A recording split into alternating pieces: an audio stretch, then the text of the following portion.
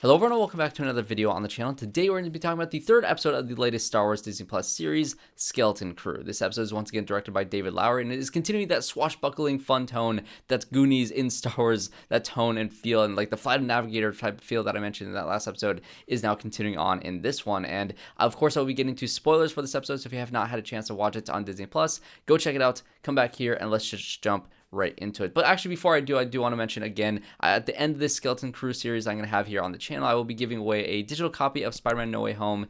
Again, the connection there is because this is a Jon Watts series. He is the showrunner of this thing, and you know, I just got the steelbook for Spider-Man No Way Home, so I have the digital copy to give away. So I'll be going away to somebody who leaves a comment down below in any one of my Skeleton Crew videos. So definitely leave a comment down below of what you thought of this episode and this series so far, and just continue doing that throughout this series, and you'll have a chance to win that digital copy. But let's just jump right into this thing. Like I said, this show has a really fun swashbuckling tone to it that I've just been really enjoying, especially in this episode in particular. And I think that the two things about this episode that I want to highlight here in this review is mainly, you know, this is the first episode where we get to see Jude Law fully interact with the children of this series, the main cast of this series. And also, this is David Lowery's second episode here, and the tone that he brings to this thing is just so fun. Really just the tone in general that Jon Watts had set up in that first episode is continuing very nicely here. And honestly, I think David Lowery is such a perfect pick to direct some of these episodes of Skeleton Crew because he really does fit in that, you know, swashbuckling tone that he's been doing with Disney for a few years now. Obviously, he directed the Pete's Dragon live action movie, which I really did enjoy, and he also directed the Peter Pan movie that came out like a year or two on Disney Plus. And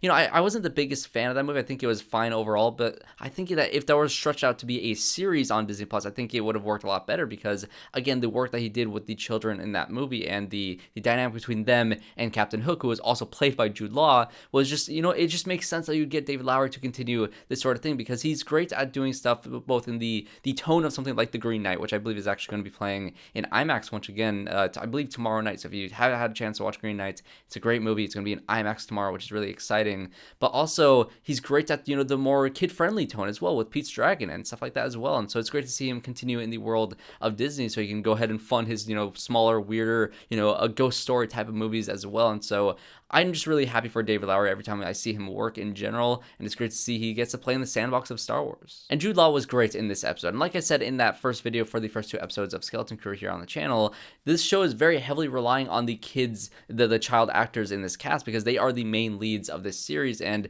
now we get to see how these kids get to interact with Jude Law, who is going to be our main adult in this episode. And you know, the episode did start off with the parents of the four kids, you know, back on and trying to figure out, you know, what in the world happened to their children and how they all flew off on the spaceship and broke the barrier. And I thought it was going to focus a little bit more on the parents in this episode, but no, that's really all we got to see of them. And we went straight back to the kids because this is the show about these four kids, which I actually really appreciate about this series, is that it's not shying away from being exactly what it is, which is a series about these actual kids in this crazy experience in the Star Wars universe. And yeah, sure, we've had some silly complaints that I've seen online about this show being a little bit too childish for them, which, you know what, to each their own, I guess. I do have a segment on these reviews that it's going to be like, you know, what is the internet mad about this time? And that is very much the thing that I've noticed on the internet so far about the series, is how people have been saying that it's a little bit too childish, which, you know what, I do think that it does have a lighter tone as compared to some other stuff in the Star Wars universe, but at the same time, Star Wars is meant for everybody. And I think that this is a very great family-oriented show that has the tone that, you know, David Lowery and Jon Watts is really great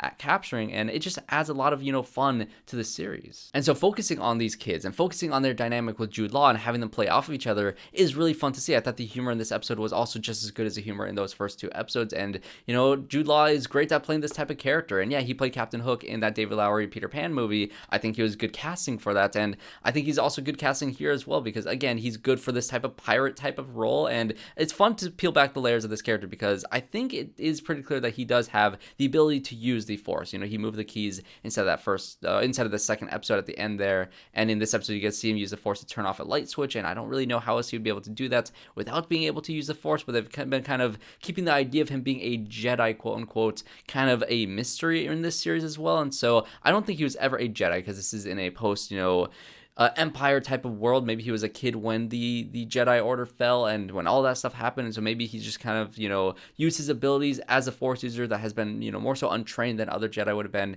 in this sort of era. He's just taking advantage of this ability to be that scoundrel type of character that he is, seemingly in this series, because he's clearly hated by a lot of people. He's thrown in jail by that wolf character that is kind of the pirate villain, which I also saw somebody complain that a wolf in Star Wars is ridiculous, even though in the original Star Wars movie there is that same creature inside of the cantina.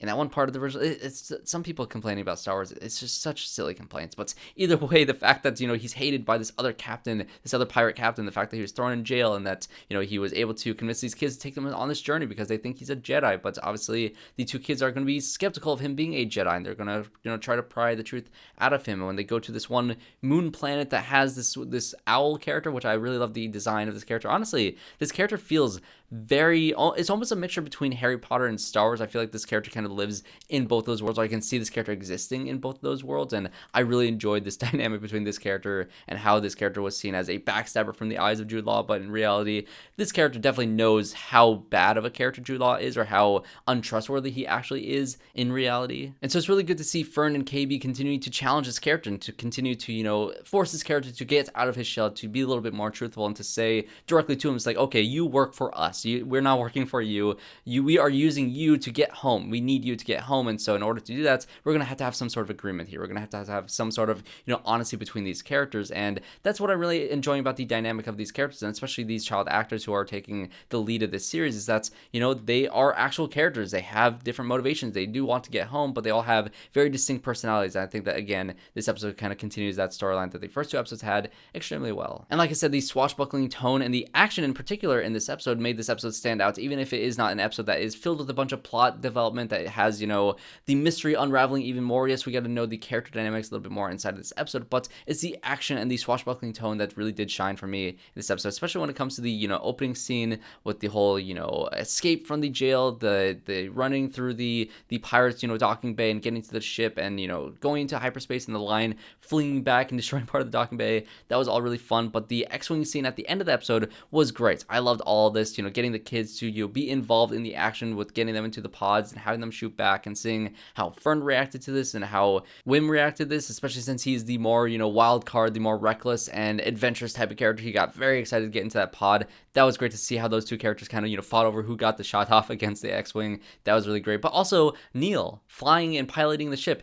That was awesome. I love the Neel character. I mean, who doesn't love the Neel character? He is phenomenal. I really like the comedic relief that this character brings. Always a joy to see in this series. In terms of plot development, like I said, nothing crazy happened in terms of that. There's no big, revelation in terms of the actual mystery of the series. But once they did get to the owl character and she was able to, get some coordinates to their planet, you got to see some little bit more, hinting at the lore behind this planet, which was, apparently there was like 9 planets that the Old Republic kind of hid from everybody else for some reason. We don't exactly know why those planets were hidden or what the treasure is on these planets, and I don't even think the parents really know exactly what is going on in this planet, why it is so special. So it's gonna be curious to see, what these parents uncover, if they have more of a role in this show, if they're trying to, try to find their kids or try to find out why this planet is so secretive on the planet, as well as the kids are trying to figure out why it's so secretive outside of the planet, to see how those two storylines converge in the next few episodes. I'm very curious to see if they go in that direction for it, and why does, the Jude Law character want to get this treasure so bad? Is he all just, through selfish intent? Is he very much like a Jedi version of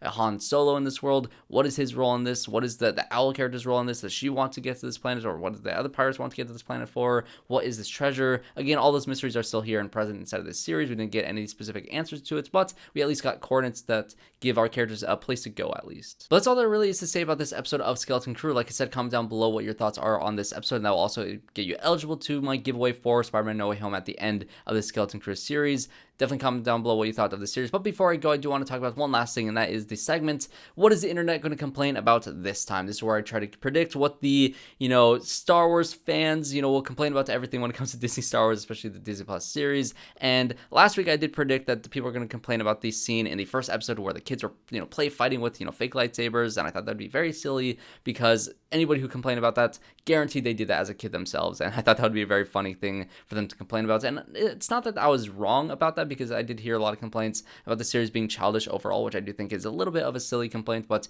to each their own. Again, the complaint about the wolf character is very silly to me, so I think that is the thing that I wasn't expecting people to complain about, that they did end up complaining about. That's a wild thing to complain about. But what about this episode do I think those people are going to complain about? Well, honestly, it's hard for this episode. I think maybe people complain about the fact that they're breathing on the moon planet because it did look like our moon and they had no helmets. Maybe people are going to complain about that. It's a very silly complaint. Or maybe the fact that the owl character feels like it would belong in, not Star Wars. This episode doesn't feel like Star Wars because there's this weird owl character, and that doesn't feel like a Star Wars type of character.